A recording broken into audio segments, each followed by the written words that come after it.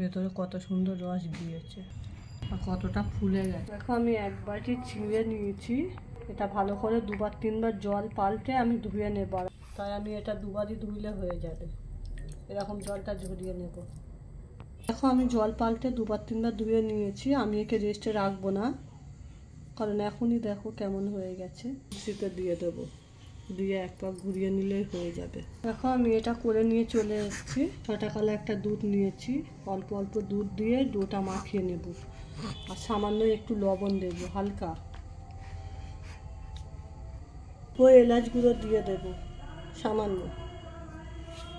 এই চামচের চা চামচের 1 চামচের সুজি দিয়ে দেব, সামান্য অল্প মিশিয়ে নেব।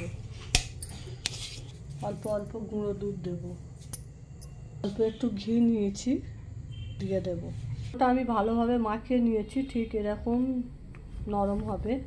এরকমভাবে সবগুলো বানিয়ে নেব।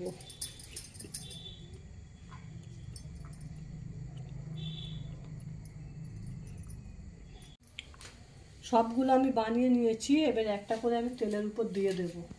দেখো এক সাইড উল্টে দিয়েছি, কত সুন্দর একটা ব্রাউন কালার এসে গেছে। এক বাটি চিনি নিয়েছি, এবার আমি 8 ঘন্টার জন্য রেস্টে রেখে দেব। কতটা ফুলে গেছে।